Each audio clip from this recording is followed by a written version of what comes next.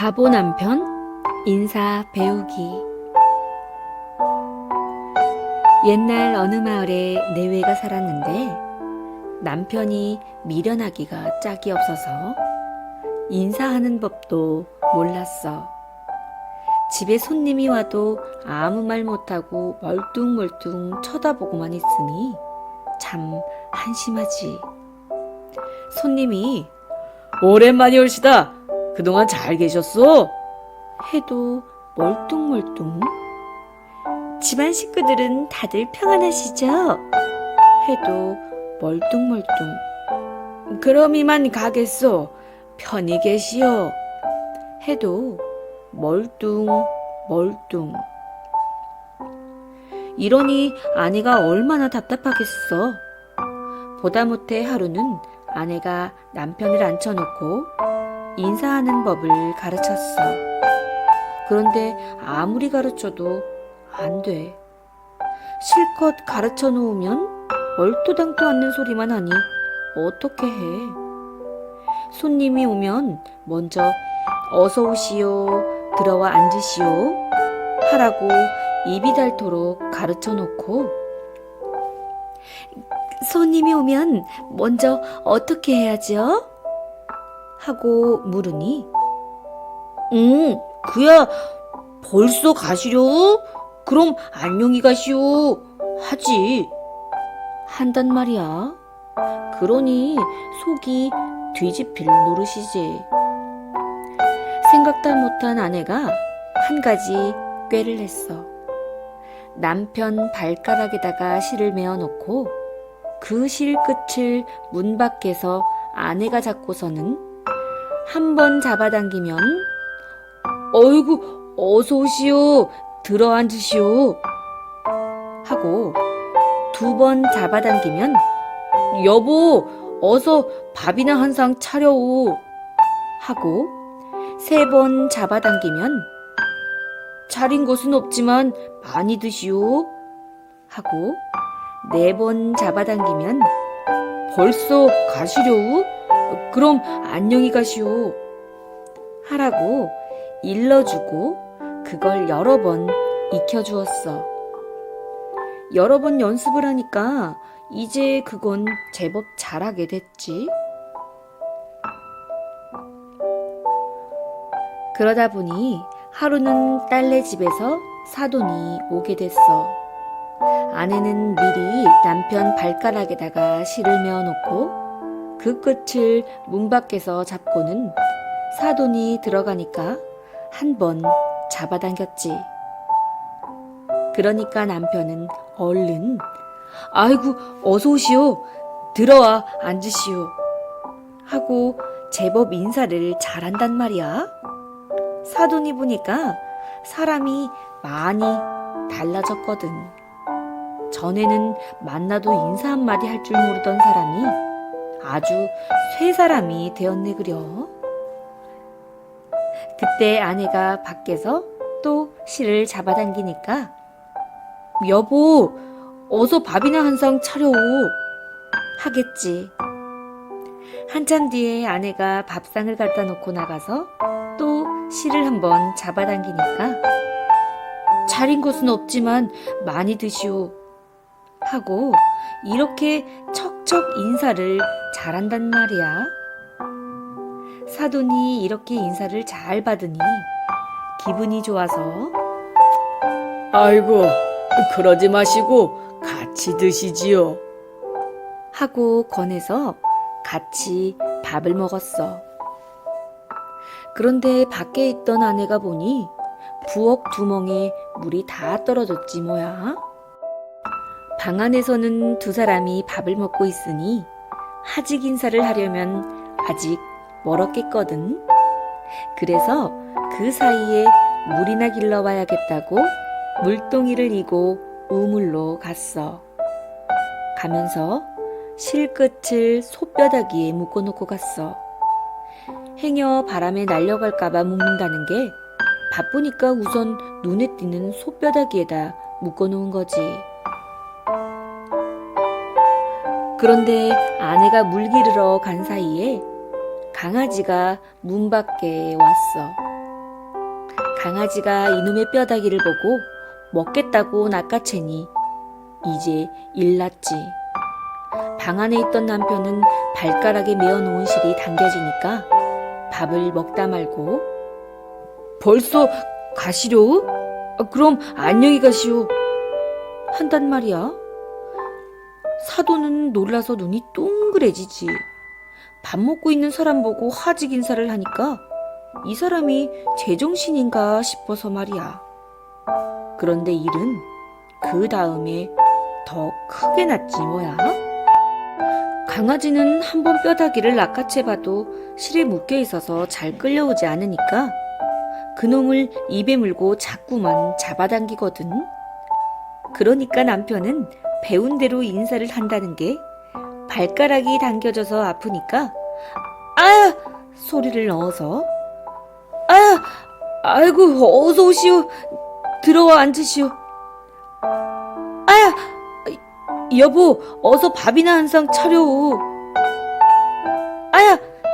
차린 것은 없지만 많이 드시오. 아야! 벌써 가시려? 그럼 안녕히 가시오. 하고 자꾸 인사를 한단 말이야. 강아지가 또 자꾸 뼈다귀를 물고 잡아당기니까 아야! 아이고 어서 오시오. 들어와 앉으시오. 아야! 여보 어서 밥이나 한 상 차려오. 아야! 차린 것은 없지만 많이 드시오. 아야! 벌써 가시려? 그럼 안녕히 가시오. 하고 발가락이 아픈데도 인사를 하느라 정신이 없어. 사돈이 그 꼴을 멍하니 쳐다보고 있다가 하도 기가 막혀서 여보 사돈, 왜 그러시오? 어디 편찮으시오?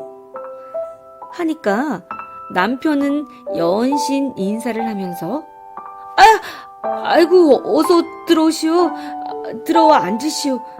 사돈은 발가락이 안 아프니까 그렇지만 여보 어서 밥이나 한 상 차려오. 나는 발가락이 아파서 이런다오. 하더래.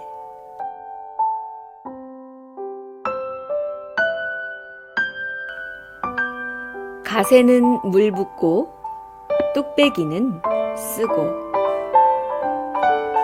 옛날 어떤 마을에 좀 모자라는 사람이 살았어. 모자란다고 해도 사람 됨이 나쁜 것은 아니야. 남 해코지할 줄 모르고 남을 속일 줄 모르니 바탕이야 착한 사람이지. 그런데 성질이 너무 어수룩해서 뭐든 남이 시키는 대로 하니 그게 흠이라면 흠이야. 하루는 아내가 이 사람더러 장에 가서 뚝배기와 갓을 사오라고 심부름을 보냈어. 아내는 혹시나 남편이 두 물건을 가리지 못할까봐 생김새까지 자세하게 일러주었지. 뚝배기는 속이 비어서 움푹하고 갓은 위가 막히고 아래가 뚫린 것이니 잘 살펴서 사오세요. 이렇게 해서 이 사람이 장에 가게 됐는데 아내가 아무리 생각해도 못 믿어워서 길 나서는 남편을 따라가서 다시 물어보았어. 당신 정말 뚝배기하고 갓이 어떤 물건인지 알아요? 알다마다 뚝배기는 속이 비어서 움푹하고 갓은 위가 막히고 아래가 뚫렸지. 잘 알았어요. 그런데 뚝배기에는 모래 구멍이 있어서 자칫 잘못 고르면 물이 새는 것을 사기 쉬우니 사기 전에 꼭 물을 부어보세요. 그리고 갓으로 말하면 머리에 맞아야 하는 것이니 사기 전에 꼭 머리에 써보세요. 알았어. 내 틀림없이 당신 말대로 하리다. 이렇게 단단히 다짐을 하고서 장에 갔어. 장에 가서 한 바퀴 휘 둘러보다가 마침 뚝배기 가게 앞에 이르게 됐거든. 그런데 하필이면 뚝배기 장수가 뚝배기를 씻어 말려놓는다고 죄다 엎어놓을 게 뭐람? 뚝배기를 엎어놓으니 위는 막히고 아래는 뚫려 있을 게 아니야. 그걸 본 이 사람이 옳지. 위가 막히고 아래가 뚫렸으니 저건 틀림없는 갓이렸다. 하고서 제 딴에는 갓을 산다고 뚝배기 가게로 썩 들어갔어. 들어가서 이것저것 살펴보다가 참, 갓은 머리에 써보고 맞는 것을 잘했지. 하고서 아내가 시킨 대로 뚝배기를 하나하나 들어서 머리에 써보았어. 뚝배기라는 게 주둥이가 작으니 머리에 잘 들어갈 리가 있나? 이것도 작아서 안 맞고, 어라, 이것도 안 맞네. 제 딴에는 머리에 맞는 걸 고른다고 이것저것 집어다 자꾸 뒤집어 써보았단 말이야. 그런데 동글동글한 것이 머리 위에 올려놓으니 이게 미끄러워서 잘 얹히지 않거든. 억지로 머리에 올려놓고 내려놓고 하다가 그만 뚝배기 하나를 떨어뜨렸지 뭐야. 그러니 뚝배기가 깨어져 산산조각이 났지.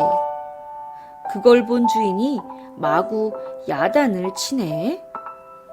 이 사람이 아까부터 남의 물건 가지고 장난하더니 기어이 깨트리고 말았네. 어서 물건 값이나 물어내시오. 그래서 할 일 없이 뚝배기 살 돈으로 깨진 뚝배기 값만 물어주고 나왔어. 나와서 또 한 바퀴 휘 돌다 보니 갓을 파는 가게가 보이거든.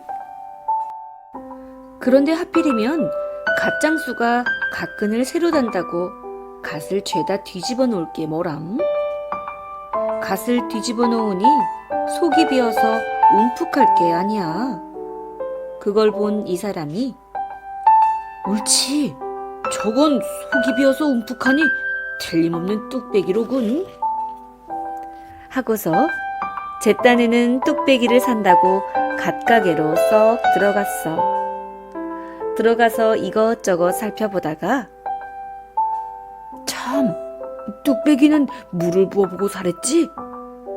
하고서 아내가 시킨 대로 갓을 하나하나 들어 물을 부어 보았어. 갓이라는 것이 말총을 얼기설기 엮어 만든 것이니 물이 셀 수밖에. 이 뚝배기는 물이 새서 못 쓰겠군. 그리고 또 다른 갓에다 물을 붓고 붓고 또 붓고 한단 말이야. 갓을 물에 적셔 놓으니 이내 축 늘어져서 망가지고 말지. 주인이 그 꼴을 보고 그만 기겁을 해. 이 사람이 무슨 할 짓이 없어서 남의 갓을 가지고 장난을 하나? 어서 갓값이나 물어내고 가시오. 그래서 갓 살 돈으로 망가진 갓값만 물어주고 나왔어. 이 사람이 빈손으로 털레털레 돌아가서 이러이러했노라 하니까 아내가 그만 할 말이 없어서 입만 딱 벌리고 있더래. 글쎄, 뚝배기와 갓을 못 가리고 그 짓을 해놨으니 무슨 할 말이 있겠어. 그러나 마나 이 사람은 그 뒤로 오래오래 잘 살아서 어저께까지 살았다지. 어저께 죽어서 그저께 장사 지냈다는군. 노루가 된 동생. 옛날 옛적 호랑이 담배 피울 적 이야기야. 그때 세상에는 물이 귀했대. 물이 귀해서 산에는 샘물이 마르고 들에는 강물이 말랐어.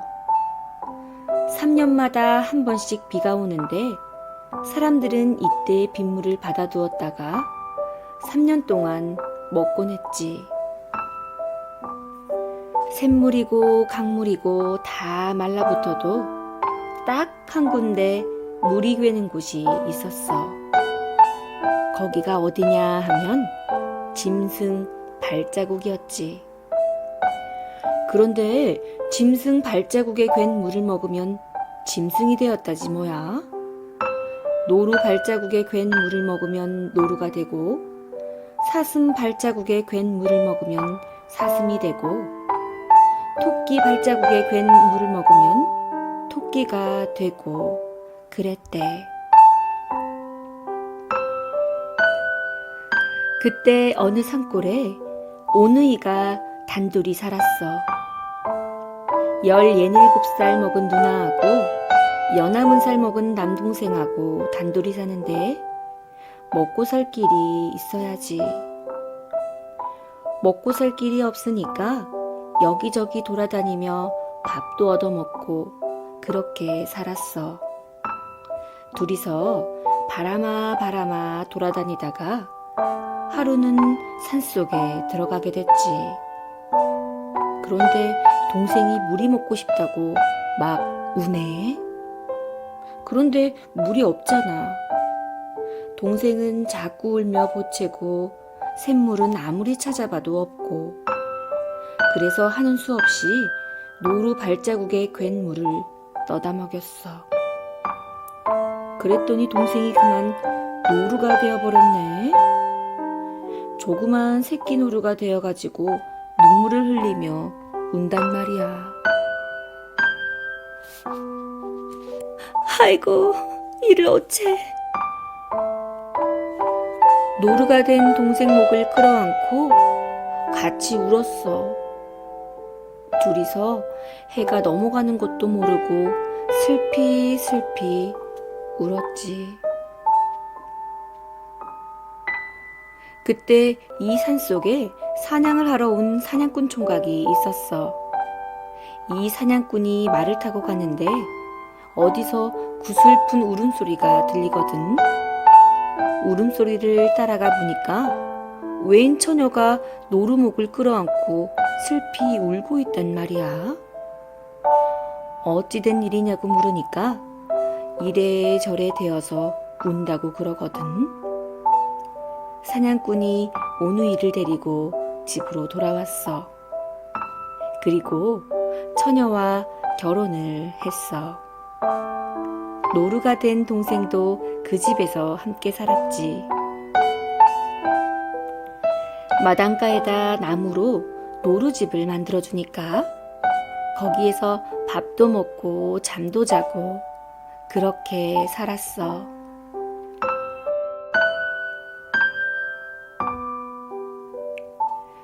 남편이 날마다 사냥하러 나가면 오누이만 남아서 집을 보는 거지. 누나는 날마다 동생을 씻어주고 닦아주고 밥도 먹여주고 이렇게 극진히 보살펴 주었어. 그러다가 슬프면 둘이서 붙잡고 울기도 하고. 남편은 사냥하러 나가면서 늘 나 없는 동안에 아무도 집에 들이지 마오 하고 신신당부를 해. 그런데 하루는 남편이 사냥을 나간 사이에 웬 할머니가 찾아왔어. 꼬부랑 허리에 지팡이를 짚고 찾아와서는 이 불쌍한 늙은이 밥 한 술 주오 한단 말이야. 남편이 아무도 집에 들이지 말라고 했지만 할머니가 너무 불쌍해 보여서 도저히 박절하게 내쫓지 못하겠거든. 그래서 할머니를 집 안으로 불러들였어. 그리고 밥을 한 그릇 잘 차려줬지. 할머니가 밥 한 그릇을 다 먹더니 색시 여기 오는 길에 은비녀를 잃어버렸다오. 나는 눈이 어두워서 찾지를 못하니 색시가 좀 찾아주구려 이러거든. 누나가 그 말을 듣고 은비녀를 찾으러 집 밖으로 나갔어. 할머니는 여기서 잃었나? 저기서 잃었나? 여긴가? 하면서 누나를 데리고 자꾸만 멀리 가는 거지. 낭떠러지 위에 가더니 오라, 내가 여기서 은비녀를 잃어버린 게 틀림없어. 여기서 찾아봐요. 이런단 말이야. 누나는 낭떠러지 위에서 허리를 굽히고 은비녀를 찾기 시작했지. 그때 할머니가 누나 뒤로 가서는 낭떠러지 밑으로 떠다 밀어 버렸지 뭐야. 누나는 그만 깊디 깊은 낭떠러지 밑으로 떨어지고 말았어. 그래놓고 할머니가 제주를 팔딱팔딱 넘으니까 이게 웬일이야? 금세 누나하고 똑같은 젊은 섹시 모습으로 변해버리네. 그렇게 둔갑을 해가지고 집으로 돌아와서는 사냥꾼을 기다리는 거지. 저녁이 되니까 사냥꾼이 사냥을 해가지고 돌아올 게 아니야. 가짜 섹시가 아후 이제 오셔요? 어서 저녁밥 드셔야죠. 하고 남편을 반갑게 맞아들인다고 난리가 났어. 그런데 노루 집에서 노루가 자꾸만 울거든. 앞발로 문을 드득드득 긁으면서 구슬프게 운단 말이야. 그 소리를 듣고 사냥꾼이 당신 동생이 슬피 울고 있으니 어서 가서 달래주구려 하니까 아니 저걸 없애버리는 게 좋겠어요. 뭐 시끄러워서 견딜 수가 있나? 이런단 말이야. 무슨 소리요? 당신이 그렇게나 애지중지하던 동생인데 정신이 나갔어?